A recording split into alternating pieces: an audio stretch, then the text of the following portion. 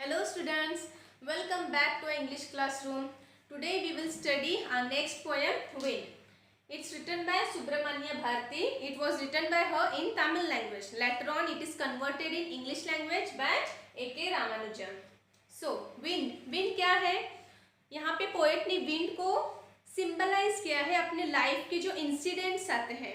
अपने लाइफ में हर रोज एक अलग अलग इंसिडेंट आता है. कभी एक बहुत अच्छा इंसिडेंट होता है जो हमें बहुत अच्छा लगता है और कभी बुरा भी आता है.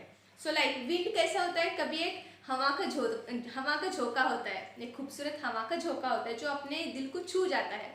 और कभी कभी ऐसे होता है कि जैसे तूफान कि सब मतलब बिखेर के रख देता है. तो क्या है, लाइफ में उतार चढ़ाव तो आते रहेंगे, but we should be stable, we should be mentally and physically strong. We should be prepared for every situation which is going to be happen in your life. Okay, so let's see what's the poem. Wind, come softly. यहाँ पे first line में poet क्या बोल रहे हैं, wind हवा तू थोड़ा नरमाई से आ, तू थोड़ा धीरे से आ. Don't break the shutters of the windows, don't scatter the papers, don't throw down the books on the shelf.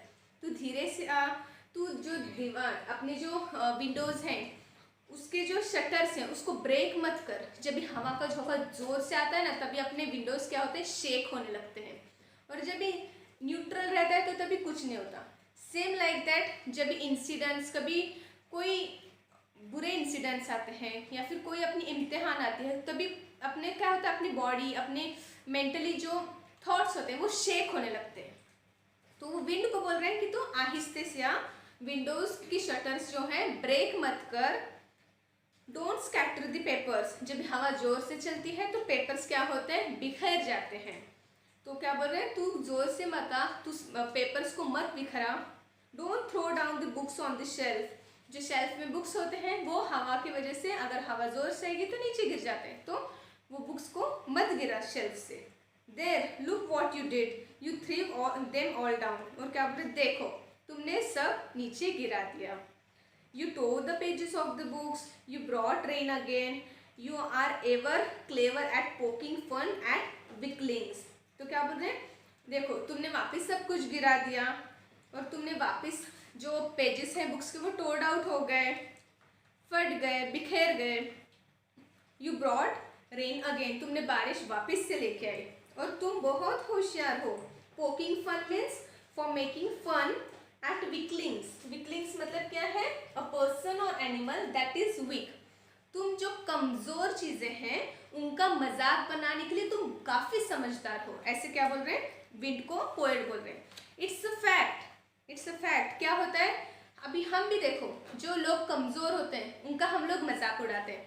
जो अपने से बड़े होते हैं, रिस्पेक्टेबल होते हैं, जो पावरफुल होते हैं, उसका हम मजाक उड़ाएंगे क्या, नहीं उड़ाएंगे. जो कमजोर होते हैं उनके ऊपर ही हम जुल्म करते हैं.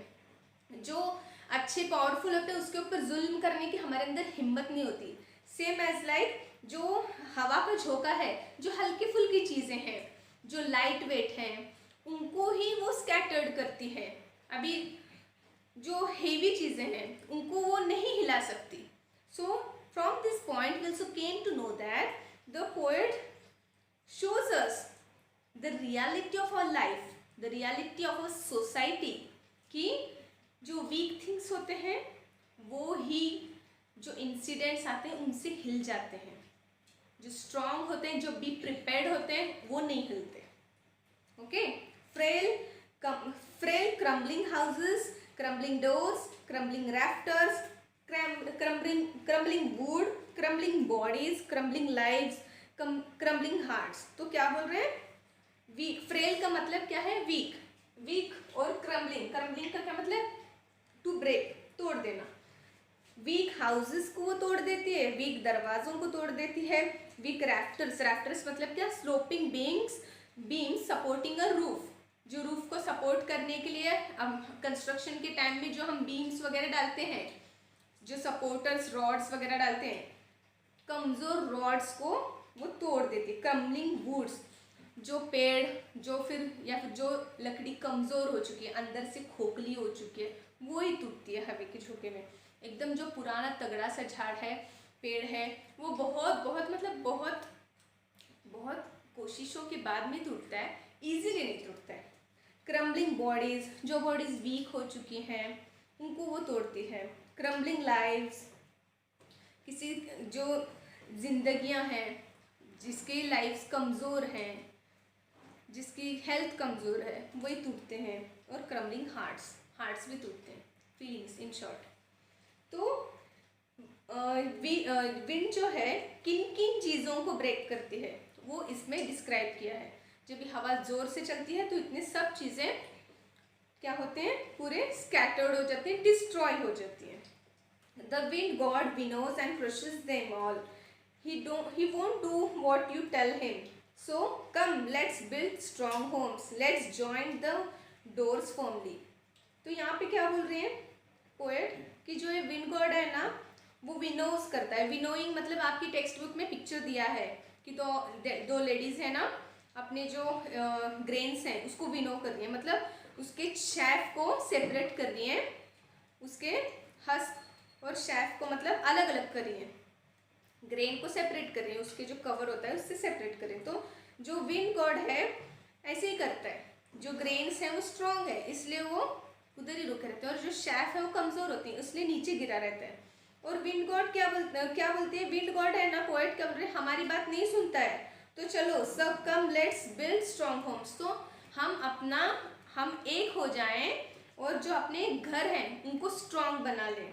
Let's join the doors firmly, अपने घरों के दरवाजे जो हैं स्ट्रॉन्ग बना लें, फर्मली उनको बंद कर दें, फर्मली बनाएं।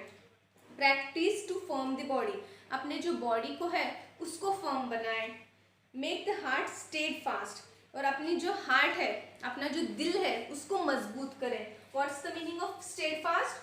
Faithful and loyal, not changing in your attitudes and aims. अपने हार्ट को क्या है, चेंज नहीं होने देना, अपने हार्ट को कमज़ोर नहीं बनाना है।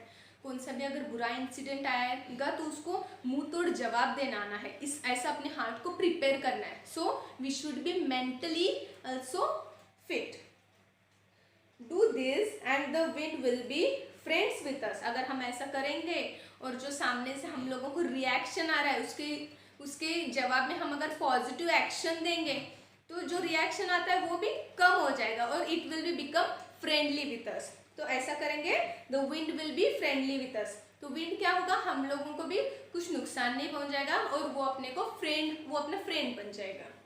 The wind blows out weak fires, he makes strong fires roar and flourish, his friendship is good, we praise him every day।